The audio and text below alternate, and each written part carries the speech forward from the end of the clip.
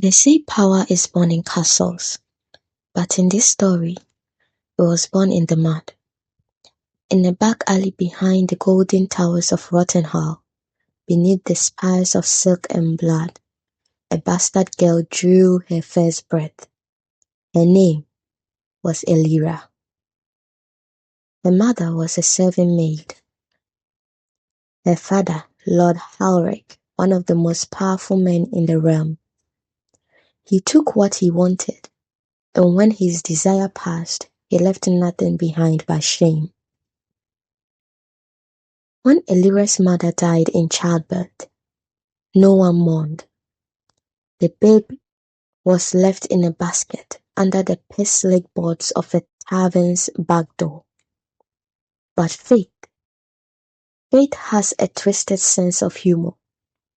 She was found by a man named Bren, not a noble, not a knight. A sword for hire, grizzled and scarred, with a laugh like gravel and eyes that had seen too much.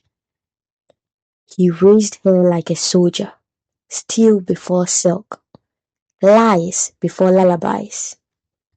By 13, she could gut a man with a broken spoon.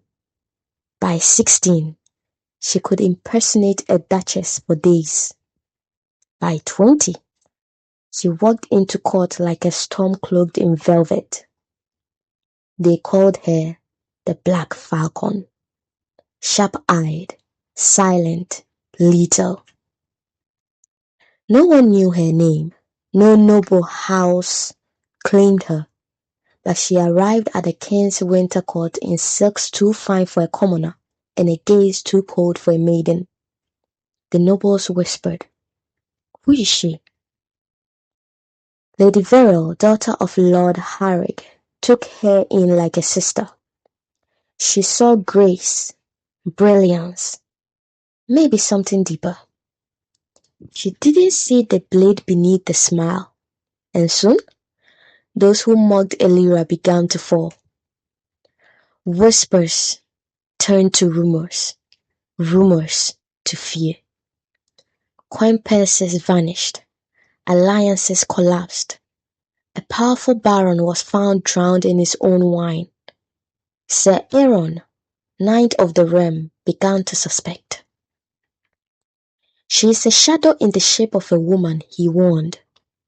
But no one listened. They were too busy benefiting from the chaos she created. And then Bren died. A fire, sudden and violent. Some said Elira lit it herself, to sever her past, to finish her transformation. Well, she did not cry. Not a single tear. Winter again. A grand feast. The hall glittered with gold and arrogance. Lord Harrick, still powerful, still cruel, looked down on the guests from his high tower. And then he fell. A crack, a scream, and a silence. Dead he was.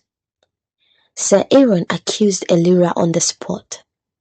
He claimed evidence, poison rings, secret letters, forged signatures.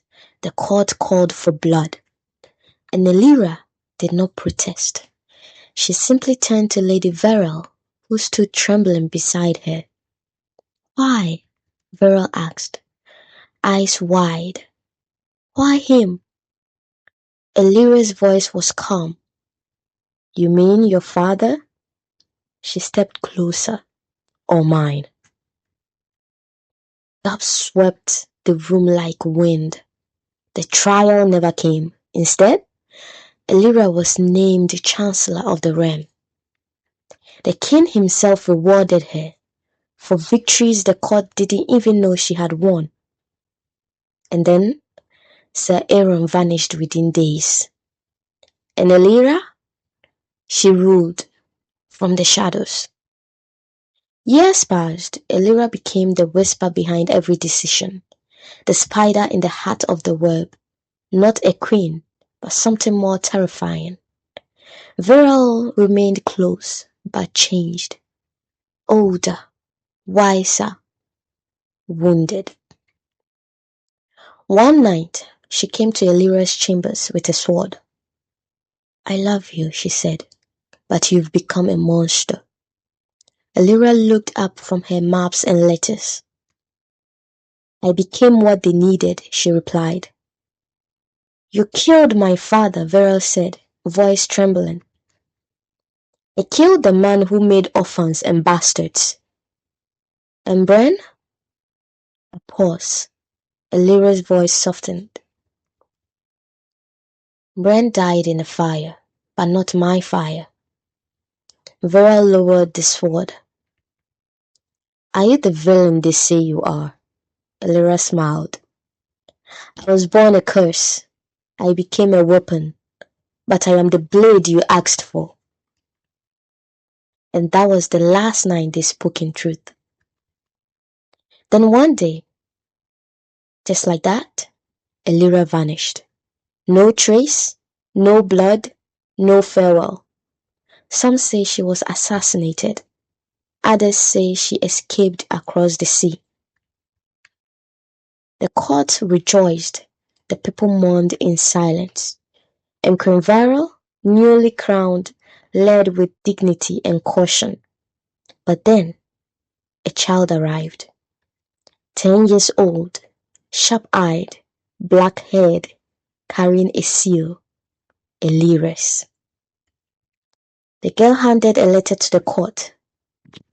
It was read out loud. To the court. "I was born to nothing, and I gave you everything. In return you feared me. That was wise. But remember this. I did not kill for power, I killed for peace. When you fail her, as you will, this girl will remind you what a true monster is. Her name is Elira, and she is mine. Teach her well, or run. Yours, E." And so the Black Falcon took flight once more. Not dead, not gone, only watching and waiting for the world to need her again.